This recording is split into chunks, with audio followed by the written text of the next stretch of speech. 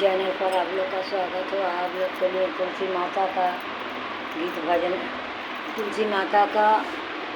भजन लेके आए हैं। पसंद हो तो लाइक करिए, सब्सक्राइब करिए, शेयर करिए।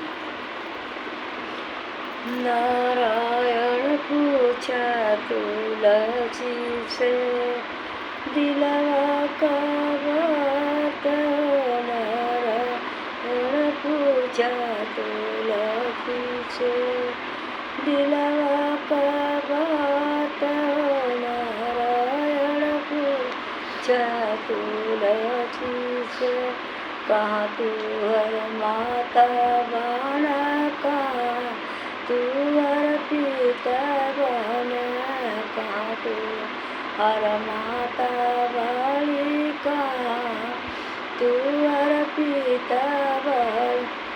नारायण पूछा तुलसी से दिलवा का बात, नारायण पूछा तुलसी से दिलवा का बात, नारायण पूछा तुलसी से गोकुला में भइल बबिया, तुलसी हो मैया, गोकुला में भइल बबिया, तुलसी हो मैया। मेघा हमारे नारायण पूछा तुलसी से दिलवा का बात, नारायण पूछा तुलसी से दिलवा का बात, नारायण पूछा तुलसी से। मेघा हमारे धरती मोर माता हई, मेघा हमारे पिता,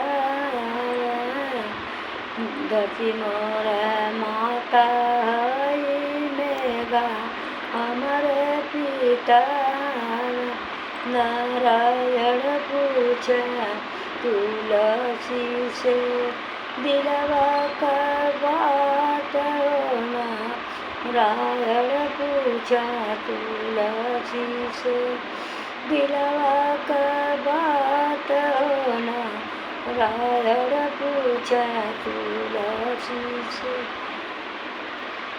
कहाँ तू हर नैहर हवे, कहाँ तू हर ससुर हवे, कहाँ तू हर नैहर हवे, कहाँ तू हर ससुर हवे, गंगा के तीरे मोर नैहर हवे, यमुना के तीरे मोर ससुर हवे, यमुना के तीरे मोर ससुर हवे।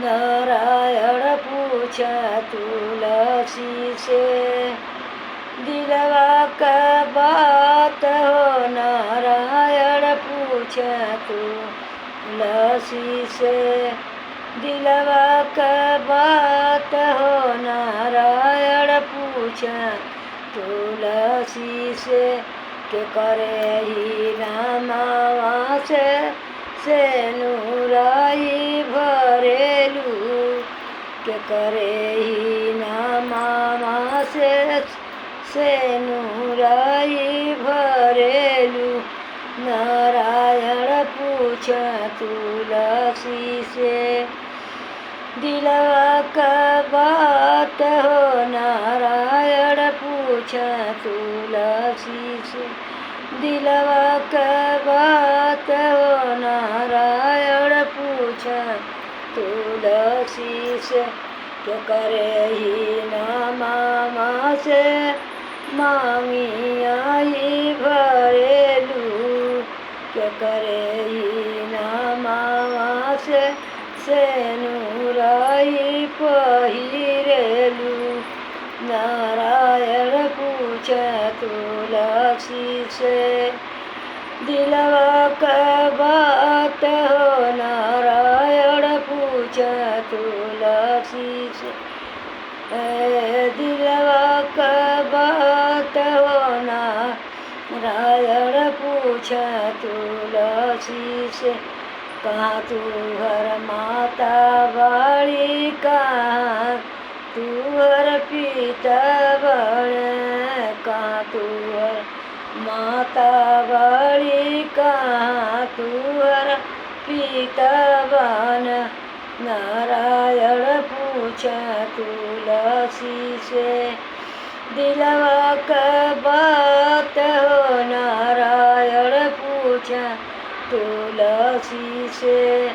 दिलवा का बात हो नारायण पूछा तुलसी से।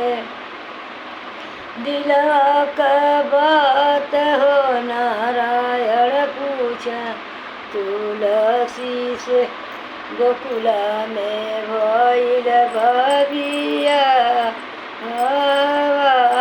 हो, गोकुला में भइल तुलसी बियाह हो, गोकुला में भइल तुलसी बियाह हो।